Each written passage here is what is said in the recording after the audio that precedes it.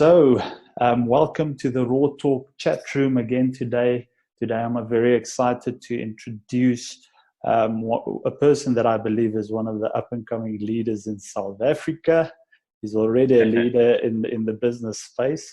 His name is Frank Mokgoloboto, and he's the managing director of MGIBA Technologies. Frank, hello. Hi, Ferdi. Thank you for having me. Thank you to you and your audience for having me. Awesome. I'm truly honored to share this platform with you. Thanks, brother. Thank you for your time. For the viewers out there, I've known Frank for a whole number of years. And like I say, when I say he's an up-and-coming nation leader, I'm not joking. I think it's 12 years now, eh? Yeah, it's been a long time. Been a while. Listen, Frank, so, just on a personal note, how have you experienced this lockdown period? Look, Ferdi, for me, I've used it as a period to reflect. Yes. A period to reprioritize. It's funny how things, what I've learned from it on a personal level, there were things before the lockdown that were very urgent. And because I'm such a business-oriented individual, those things were related to growing the company, employing more young people, and building solutions that would impact the greater good of the country. And then that comes at the expense of much needed time with family and the ones you love, the ones you cherish. So the lockdown kind of put a back burner on those things that we treated as urgent. And what it's done for me personally is that I've just come to the realization that it's not all that urgent, especially from a business perspective. The most important thing is your health, which also sometimes takes the back seat when things are crazy. Your diet, your exercise, and just your general mental health, something that we've always parked in the back of our priorities. So suddenly with the lockdown now, you're confined to the walls of your home. You are either with your spouse or your family, or you're alone, whatever the case is, but you realize that little things like a hug, giving someone a hug, that it's those little things we take for granted that are actually what's important and what's urgent. Yes. So it has relaxed me to say maybe life shouldn't be as fast-paced as it was before that. And they are life in general, because right now, the reality that faces us is we either band together as South Africans, or we're going to experience some heavy consequences. And so far, so good. We've done well. And that's what it's done for me personally. It's just been a big eye-opener in terms of prioritizing.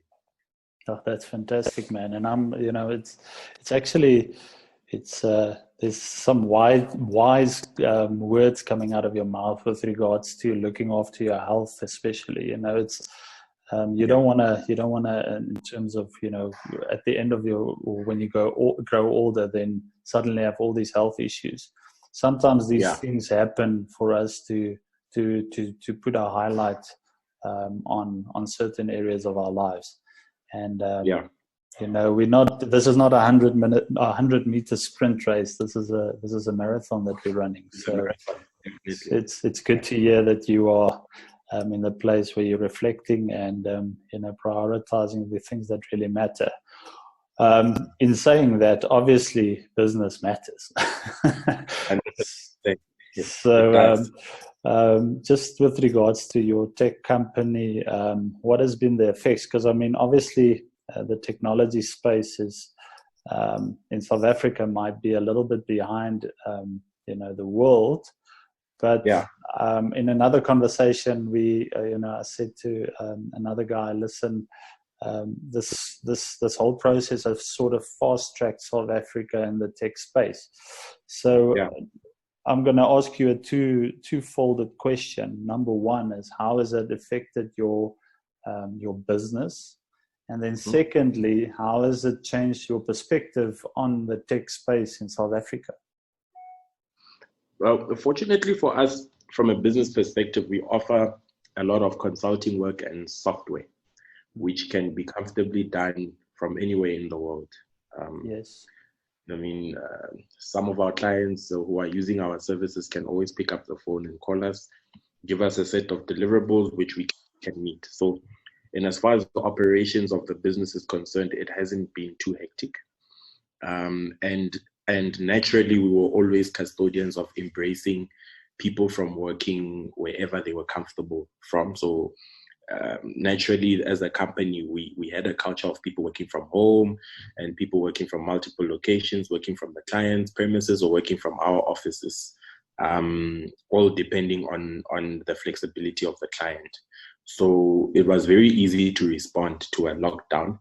But what we did as a business was we provided stipends for our employees to get the essentials, because everyone was panicking when the lockdown was announced and it wasn't coinciding with the payday, etc. And in that stipend, we included a fee for fiber and internet connectivity, because not all of them have access to fiber, uncapped fiber, etc. And they've had access to, and then we built a cloud server which they could access all their documents from. So we can work, but in as far as our public sector businesses is concerned, a lot of the things are on hold, because there's a lot of tendering involved, and in tendering you must attend briefings and submit physically. So, which I've always personally found to be very inefficient. So in a way, it's like you rightly said, South Africa is a bit behind, lagging with its international counterparts in terms of technology. So I hate to say it, but it was the good that's come out of it is that it's a I told you so moment, because we've had a lot of resistance to technology, and I hope this opens the eyes of our leadership. It's a harsh wake-up call, but I think it was necessary, because now there's talk about going back to school, opening up regulations. And if we had technology, some of these jobs would be totally undisrupted. If we had a robust technology platform. So as a business, we have to practice what we preach, and we've in so doing, it has reduced the impact. Obviously, it's not all rosy, but it's reduced the impact. Could have been worse for other business. I don't preempt us shutting down, because I think if anything, it will make us even stronger, because some of the propositions that we've put to the bigger ecosystem, both in the private and public sector, will now, where it landed on deaf ears in the past, I think now it will be taken a bit more seriously. No, that's awesome. That's great to hear. And obviously, I do believe that you're going to play a big role. Your company, you yourself will play a big role into getting things up to scratch, especially from a tech space. So, what do you see happening next? Maybe on a social level, maybe on a economic level, and also in a tech space level. You sort of touched on the tech side now, but if you could see a desired future in those three areas, what do you see? I think, Ferdi, as you've said earlier, that we've known each other for a while, and one quality that I drew from you as a leader was your optimism. You were very optimistic, and in the residence that we were in, there was a heavy drinking culture, and there wasn't a lot of optimism. So in that spirit, I will answer that question with the greatest of optimism in the country. So not so much where we would end up, but where I'd like to see us end up. Because of I don't think you can get a wake-up call any harsher than this, because lives have been lost. And as a leader in any level, whether public sector, private sector, whether religious leader or whatever platform you have to lead, if this doesn't wake you up, and if this doesn't make you self-reflect to do the right thing, then I think you should do the honorable thing and step away from that position, because lives have been lost. I think it's also due to a lack of leadership, but to a large extent, it surprised all of us. But to answer the question, I think socially and health-wise, the curve will spike up in terms of infection rate. But being a data analyst, I'm a data analyst just by the way, by trade. I always look at the numbers holistically, and the average citizen will not look at them holistically. They look at them pessimistically, which is why I said there's a number of statistics or key performance indicators. So it's the infection rate, it's the death rate, it's the recovery rate, and the number of testing. So as the testing goes up, so too will the infection rate. But as South Africans, I implore us to look at the percentage of recoveries. There's a good story to spike up. We've got it under control. So that speaks to the social part of it. Economically, the biggest contributor to employment being us, small, medium enterprises. I think your services type businesses will be okay. I think your tourism is going to suffer. Tourism and leisure is going to suffer, like your restaurants, your bars. I think they will take a bit of a knock. But I think your consulting type services will be fine. Services such as training and education, those, if the correct social distancing measures are put in place, they should be okay.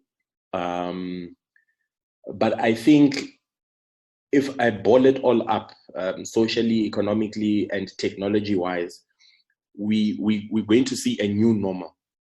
The life as we knew it before the 21st of March, whenever the lockdown was enforced, it will take a while for us to get back to a place where we can grab a coffee, just willy-nilly like we always do, or to a place where we can go out to a restaurant, or to a place where we can host a training boot camp or workshop with 100+ people, or even a simple thing like attending a funeral. It will be a transition. It's not going to be that the president announces the lockdown is over at the end of April and then it's back to normal. There's going to be a transitionary period, and that's going to be a painful period for us, but we have to work together. The economy will suffer. We have to be mentally prepared to help the economy recover, and we're responsible as leaders in business to ensure that impact is reduced and it only propels us to higher levels. I mean, history suggests that it's sometimes, in order to go to the next level, you have to almost disband and destroy the status quo. We've seen it in our own history, overthrowing the apartheid government and all the uprising. It was basically bloodshed, and sometimes it has to be. I'm not saying blood must always be shed, but there needs to be an extreme disruption for us to really wake up and band together. And I think that's the good that I take out of all of this. I mean, South Africa, we've seen it when we won the Rugby World Cups. We've seen it when Bafana hosted the World Cup. You know, we really, when we do band together, we're a very powerful nation. And I think this is gonna have that effect where people will come together to rebuild the economy. So while the pain of the COVID economically and socially is going to cause us a lot of hiccups, I think it will do more good. It will be a catalyst to us moving to the next level than it will be bad. So that's generally my view. And being in technology, the technology industry, selfishly, it makes me happy that a lot of businesses will be more reliant on tech. And as I always tell people, you don't have to be a technology guru to embrace tech. There's a lot of crash courses that you can learn. I could share with you, Ferdi, a link of Harvard. I think they're offering 60+ courses for free during the course of the lockdown. There's some nice tech courses that people who are in small business can do, and it will really help your business. And maybe that's something you can share on your platforms with your audience. So the human beings, humanity's nature to adapt is amazing, and it's things like this that test the boundaries of that adaptation. So I'm quite excited to see life after lockdown and what it's going to mean for us. I envisage us really having a serious wake-up call and everyone pulling their weight. It's nice to see the ministers getting their hands dirty in government, rolling their sleeves, delivering food parcels, delivering water. It feels like it's election time, but it's not election time. And that makes me happy. That makes me happy. The fact that ministers are getting out of their comfort zones, going from door to door, supplying essential goods and services to the people at the ground level, getting the message down to the ground level that we are under lockdown. People must practice social distancing, sanitize your hands, etc. It's nice to see that kind of commitment from our leaders, and I hope we can consistently get that kind of dedication. If we can, if that's what COVID-19 is going to spark, then the world better be prepared for this country, because I think we're going to go from strength to strength. Yeah. Yeah, no, that's awesome to hear, Frank. I think one of the things that you highlighted is the fact that we're going to need great leadership in this time. You know, if leaders are sleeping, then this opportunity, this challenge, which grants us an opportunity to grow and to expand and to disrupt and all of those things,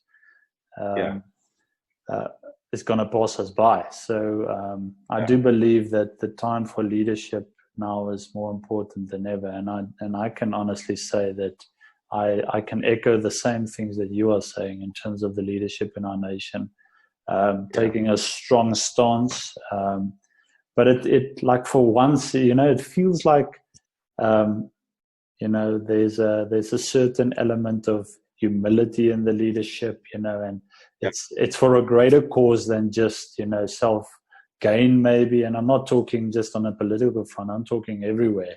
It's like people are like coming together and saying, listen, we need to lead now, we need to lead strong, and that's exciting to see.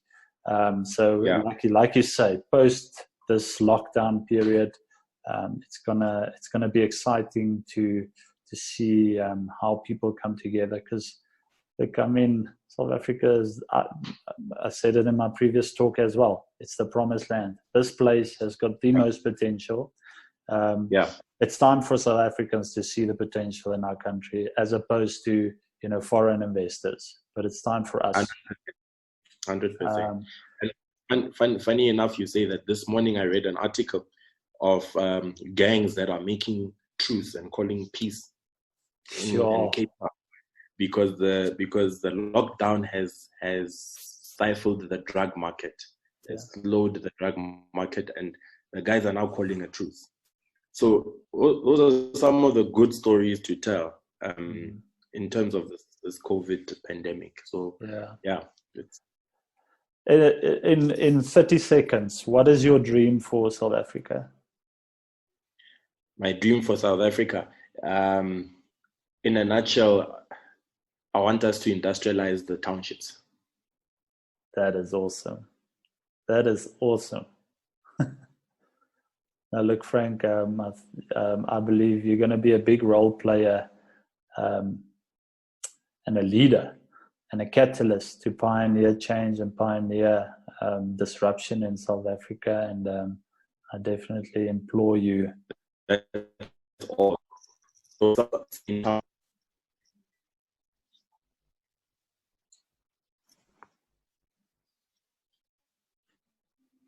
Thank you, Ferdi. Frank. Ferdi. Sorry, man. Well, I think we lost connection there. Apologies to the listeners, but we'll correct this. But I hope you got the last bit. Like I said, you're going to play a massive role in disruption and you know, creating equality in our nation. You know, and I think that's one thing that the two of us have always shared, is the fact that we want to bring people together. We want to build bridges that people can cross over. And I'm super excited to see what you are going to be doing in the next couple of months and years. And I want to encourage you, keep the faith, run your race. You're going to make a massive difference. Well, thank you very much. The future is scary and exciting at the same time. And yeah, Ferdi, we are very encouraged by your kind words, and it's people like you, I mean, that we must acknowledge. I mean, people look from the outside but don't know where we come from. They don't know what kind of influences we've had in our lives, and are always so complimentary and always have high praises for myself and my colleagues, because we're doing good things. But it's very important for us to pay tribute to those who had an impact and a lasting effect on our lives. And you're definitely right up there in my list personally. I mean, today I'm sharing a company with a partner who was my first year roommate, who were all banded under your leadership, and we took the baton when it was passed to us and applied those principles. And I'm glad that we were active and involved in varsity, because some of the lessons we learned from you are lessons that have taken us through life till this point and are going to take us further. So while we accept the compliments, it's very important to also acknowledge and also pay tribute to people such as yourself, who have contributed to making us the leaders that we are today. We didn't come out as polished diamonds. We were raw and uncut, and it's people like yourself, our parents, who kind of polished and shaped us to take on the world. So that's the lasting effect that you've had on us, and it continues to be a legacy that we are going to show the world in terms of what we can do. Beautiful. Now, Frank, thanks for your time. I really appreciate it. We'll end of the session here, and we'll definitely get you back sometime to chat to our viewers. But yeah, like I say, God bless you, and may MGIBA Technologies be the front runner in South Africa. Not only in South Africa, may Africa across the board. Yeah, definitely. Thank you very much. God bless you to take it easy. And all the best for your future.